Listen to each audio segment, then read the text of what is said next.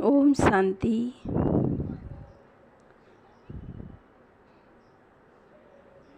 हम अपनी आँखों के सामने एक एक शब्द को, महाभाग्य को साकार होते हुए देख रहे हैं। बड़े खुश नसीब हैं। हमारा परम शिक्षक खुद बता रहा है, खुद शिव बाबा, जिसने हमें बड़े प्रेम से, सम्मान से बहुत कुछ सिखाया, पढ़ाया। जब पढ़ाई पूरी हो जाती है, कोर्स पूरा हो जाता है, जब कौन सा वक्त आता है एग्ज़ाम का, और एग्ज़ाम में एग्ज़ाम बार जो होता है वो संपूर्ण साक्षी हो जाता है। हम सोचें, परीक्षा के टाइम पर वो हमें मदद करेगा। क्या हुआ, आज तक अभी भी थोड़ा सा वक्त है। वैसे हम लास्ट कगार पर खड़े हैं। अभी भी हमारा तीसरा नेत्र नहीं खुला, तो प्लीज़ तीसरा नेत्र खोलकर समय को भांपिए और समय की नज़ाकत को समझिए। अब मुझे क्या करना चाहिए वो कर लेना चाहिए। अभी भी थोड़ा सा वक्त दिया है बाबा ने। अब की बार का जो झटका लगेगा उसमें हमें वक्त नहीं मिलेगा।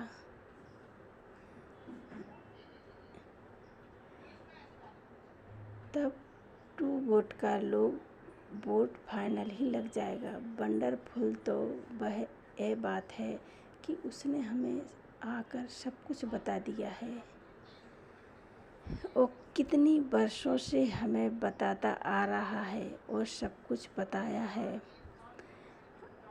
आप इस धरती से लेकर, इस लोक से लेकर के परलोक तक सब कुछ बताया है। तीनों लोगों के बारे में बता दिया, पूरे ब्राह्मण के बारे में बता दिया, आत्मा 84 जन्मों का कहानी बता दी, परमात्मा का रहस्य सुना दिया, कर्म अकर्म, विक्रम, पाप पुण्य, उनके परिणाम बता दिए, धर्म अधर्म, विक्रम, कर्म अकर्म, सुकर्म, सब के बारे में बता दिया। छोड़ा क्या, बताइए क्या छोड़ा। ये सृष्टि क्या है, इस सृष्टि के बारे में सब कुछ बता दिया है। और वंडरफुल तो बात यह है कि जाते जाते पेपर भी आउट कर दिया है। फिर भी अब सोचिए, परीक्षा से पहले ही पेपर आउट हो जाए, उसके बाद भी अगर मैं फेल हो जाऊं तो कैसे स्टूडेंट हैं, आपको क्या अनुभव होगा, आपको कैसा लगेगा, वो आपकी क्या तैयारी हुई है। इसीलिए मैं फेल हूँ या तो मैंने ध्यान से पढ़ाई नहीं की या मैंने आलस अलबेलापन किया। अब हमारे सामने सब कुछ आउट हो गया है।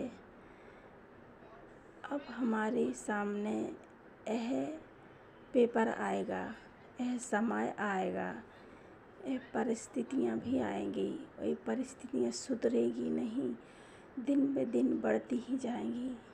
ये तो परिस्थितियाँ आनी ही हैं, हमें पता है। आप बच्चे जो कुछ देखते हो और आपने कितनी बार ही पेपर आउट कर दिए हैं। ये पेपर बाबा ने किन आँखों से जो कुछ देखते हो, इस देह के साथ साथ वो सब क्या हो जाएगा, समाप्त हो जाएगा। पेपर आउट है। जब वो ख़त्म होने को आता है, अपनी परीक्षा में कितनी हमने तैयारी की है और कितनी मैं इसमें खड़ी उतरी हूँ। यदि आपने ज्ञान को ठीक से सुना है, यदि आपने मूल्यों का अच्छे से मंथन किया है, नोट बनाए हैं या मंथन किया है, वो बहुत मन को सपोर्ट करती है, सहारा देती है। ये प्रकृति का एक नियम है। किसी का भी कितना भी प्रियतम हो चला जाए, कुछ दिन तो हलचल में रहते ही हैं और कुछ समय बाद वो समय ही हमारा मरहम बन जाता है। उस समय ही हमारा मरहम बन के भुला देता है और आगे का रास्ता दिखा देता है और पीछे का हम सब कुछ भूल जाते हैं। और ये प्रकृति का नियम है समय का। लेकिन अब मुझे समय रहते हुए आने वाले वक्त की हमें तैयारी करनी है। समय रहते मुझे अब फेल नहीं होना है। अब फेल होने के चांस नहीं है। देखो, जाना तो सबको है, बस अंतर इतना है, कोई 2 दिन पहले जाएगा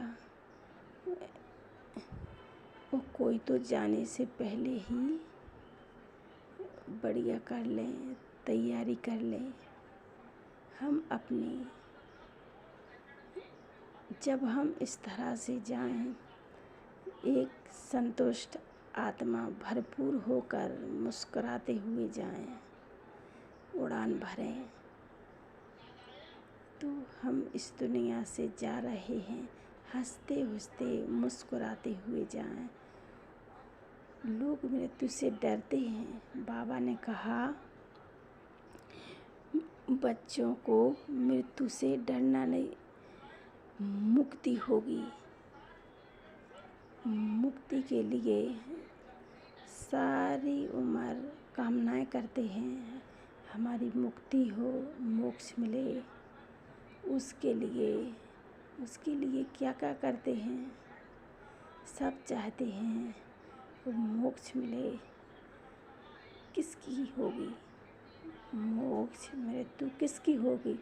जो आत्माएं बंधन में बंधी होगी वो छूटना चाहेंगी, लेकिन छूट नहीं पाएंगी।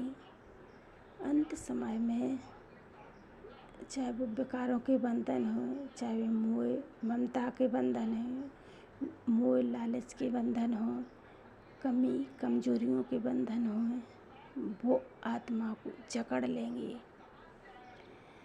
वो निकलना चाहेंगे, लेकिन वह बंधन उसको निकलने नहीं देंगे, बांध कर रखेंगे। वो होगी मृत्यु। जो आत्मा निर्बंधन होगी वो उड़ान भरेगी और उसको मुक्ति, जीवन मुक्ति मिलेगी। और मुक्ति का अनुभव ऐसा है कि हम शब्दों में बयान नहीं कर सकते हैं। जिन्होंने उड़ान भरी वह कौन थी? पुण्य आत्माएं।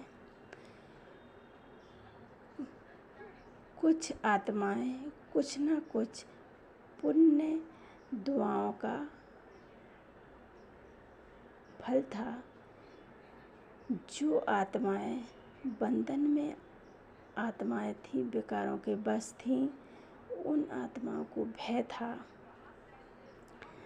उन आत्माओं को भय झेलना पड़ा, उनकी हुई मृत्यु। इसको कहते हैं मृत्यु। और जो मृत्यु के बाद जो ऊंची चीज़ है वह है मुक्ति। वह हमें बाबा देने के लिए आया है, मुक्ति और जीवन मुक्ति। तो ऐसा कुछ करके जाएं जो धर्मराज भी सलूट करे कि धरती से आया है तो ये कुछ करके आया है। पुण्यों की झोली भर के, दुआओं की दौलत भर के कुछ ऐसे कर्म करके जाऊं, वो भी ताली बजाए मेरे आने की, तेरी इंतज़ार के। मुझे ऊपर वाला भी मेरा इंतज़ार करे और नीचे वाले भी मेरा इंतज़ार करें। ऐसा मेरा एटीट्यूड हो, ऐसा मेरा सौभाग्य हो, ऐसा हमारा भाग्य हो, ऐसी हमारी स्थिति हो। ऐसी स्थिति बनाने के लिए अब हमें जो करना है वो कर लीजिए। अब आगे हमें वक्त नहीं मिलेगा। जो करना है अभी करिए। आगे चलकर ऐसी परिस्थितियाँ होगी कि नहीं कर पाएंगे हम। समय ऐसा आएगा कि हम कुछ नहीं कर पाएंगे। और वो अपने कर्म बंधनों को काटने के लिए सबसे बड़ा काम है किसी से माफ़ी मांग लो और किसी को माफ़ कर दो। और माफ़ करना ही और माफ़ी मांगना ही बहुत बड़ा आभूषण है।